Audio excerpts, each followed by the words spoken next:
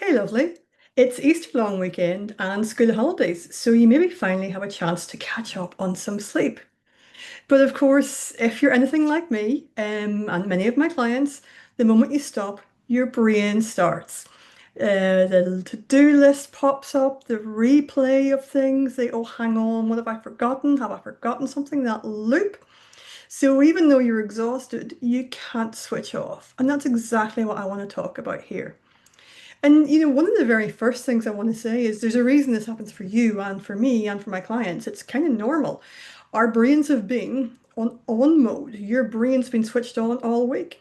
If you've got kids, your brain's been switched on for this full school term, managing things, making sure things are done, making sure everybody's got what they need, holding everything together, which also will often become a little bit more difficult as the school term goes on. If you have kids, and everybody gets a bit more tired towards the end. So that whole term or whole week of what you've been doing, what you've been juggling, the work, the home, the everything, that stuff just doesn't disappear, just doesn't switch off, even though you desperately want it to. And of course, the harder that you try to force sleep, the harder you're like, right, I need to sleep now. Kind of the more alert you get. It's a little bit like when, the good old classic, don't think about pink elephants. And now we've got little pink elephants marching across.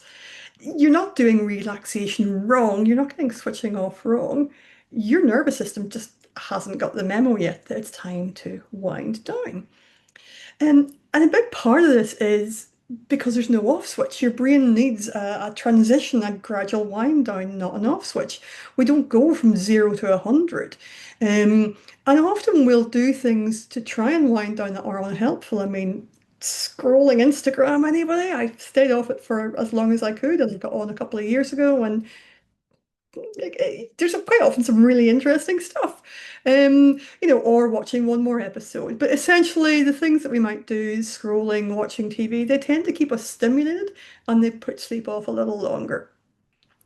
I talked previously about a treadmill in terms of how overthinking is a bit like a treadmill. We think we're doing something, but actually there's no forward movement. And if it's okay, I want to invoke the treadmill idea here again because it's a useful analogy. We wouldn't jump off a treadmill when it's moving at speed. Um, we'd slow it down gradually, and our nervous systems work the same way. We need to slow them down, ready for sleep. They don't decel, we need to decelerate rather. It doesn't just stop straight away. And so what I want to talk about is something that I have myself found really helpful that I to help clients with, and that's the two-part wind down in the evening. Your evening kind of starts earlier in the day. I mean, it could actually be a multi-part wind down because it really does start earlier in the day. But one really useful thing is before the end of the work or busy part of your day, that's a great time to do the brain dump. Don't do this right before bed. It's often helpful to do it, in a work sense, for example, in the afternoon, so you've still time to tick off one or two things. But it's essentially grab your notebook or your phone, wherever you keep a to-do list, and get everything out of your head and onto paper.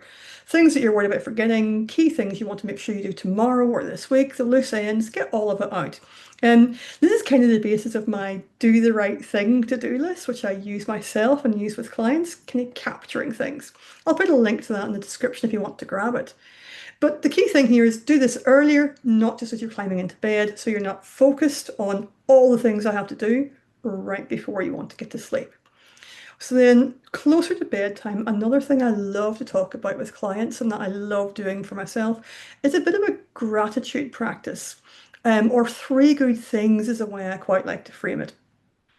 Our brains, anxious brains, normal human brains, are wired to scan for threat. It's not a character flaw, it's like just actually how they work, and it's really adaptive.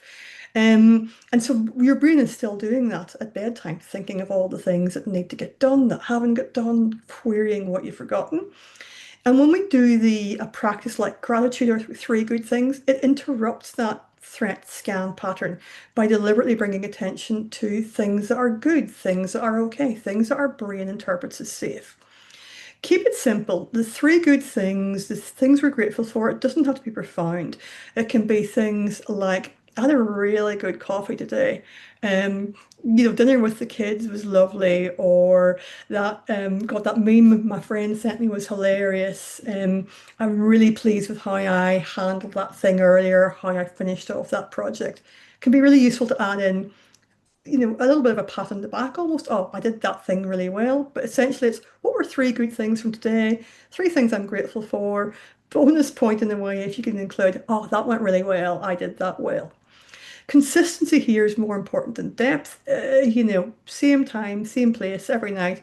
Spend that 5, 10 minutes.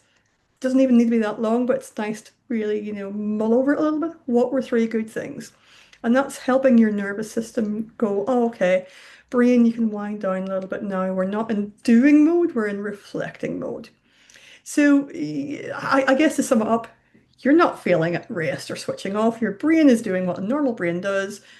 Really helpful to have that wind down in at least two parts where you do the brain dump earlier, bring the focus to the more calm, reflective processes later. Give yourself a bit more breathing space over this long weekend. It's a great time to try this, a great time to start working on what works to help me sleep. And if you find this not able to switch off, not able to relax, if this is a pattern you keep bumping into, please do feel free to reach out to me. This is exactly the sort of thing I work on with clients, and it's something that's a work in progress that's, been actually going quite well for myself. But, I will also, of course, still fall back into overthinking. And I guess that's why it's such a passion of mine. So, as I said, I'll pop that to-do list in the description, and the link to the website if you want to reach out is there as well. And I hope you have a lovely weekend. Thanks, lovely.